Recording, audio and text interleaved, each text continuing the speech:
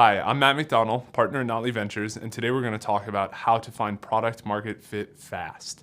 One of the biggest concerns that I have when an entrepreneur tells me about their ability to find product market fit within their business is why they actually chose that product or that problem in the first place. I think that there are a lot of folks out there who very firmly believe, myself included, that the best businesses are built on solving problems that the entrepreneur experiences personally. So assuming that you've had a deep personal problem that you've chosen to solve in your business, then the next question that we would think about in product market fit is, who is your market? One of the things that I witness very, very frequently is a slide in a slide deck in any pitch that says, this market is $40 billion and we're going to capture 1% of it. That's a very lazy way to define your market. What we're really looking for when we're evaluating a deal is whether or not you've spoken crisply and really understand what your addressable market is. There are very few products that are appropriate for, say, women between the ages of 35 and 45 in the United States. You can probably count on your two hands the number of products that are sold to that large demographic. But perhaps your product is really targeted to women who are 35 to 40 who have had children within the last 2 years and live in Texas, Florida, or California. It's really important to define your product, to define your market very, very carefully so that we can understand exactly who you're going to go after.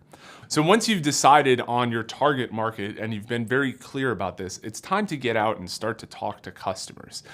You may have done a lot of research, you may have very good reasons for defining the market the way that you have, but until you actually talk to that market and get their feedback about your product, you're not really going to understand whether or not you've chosen the right market.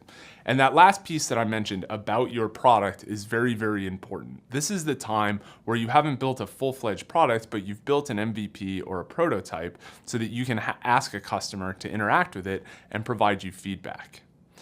The other thing that's important to think about in terms of getting that feedback is how it ought to be structured.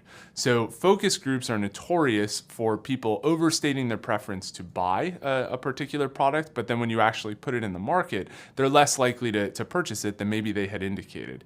The best way to validate any product is to actually go out and try and sell it. So after you've had some of these initial conversations, the best validation you can get is selling your product to an actual paying customer who's going to open their wallet. Once you have your actual customers, the next step in determining product market fit is understanding how you acquire those customers at scale and repeatably. So given a particular product, is online paid advertising the right acquisition channel? Or perhaps it's an outbound sales team that focuses on cold calls and emails? Or perhaps you need to go to 3 to 6 trade shows a year. At this point, once you've had the validation that people are willing to pay for your product, that they actually have paid for your product, now you need to figure out whether or not you can go acquire these customers profitably at scale. This is typically when you run into the next product market fit problem.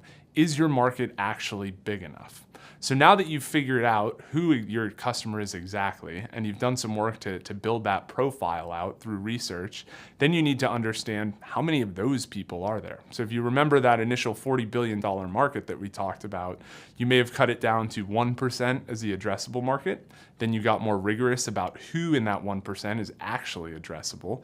And now you found out that even in that small group, there are some people that are just not interested in your product, or maybe they're priced out of the category that your product is in. At this point, it's a really good idea to stop and assess whether or not this market is actually big enough to grow the kind of business that you hope to grow. So in conclusion, the important pieces of finding product market fit quickly are defining your market in a way that makes sense for the product that you're trying to sell, quickly build a prototype, and rapidly iterate to get feedback.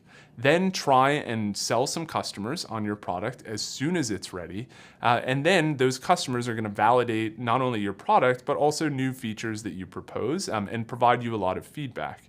Once you've had those conversations with those customers, it's a good idea to check and make sure, now that you have that customer profile dialed, that that market is actually as big as you thought it was, and that it would support a business like the one that you're hoping to build. And at that point, you're really back into the iterative product development cycle, and you should have found your product market fit for this first product at that point.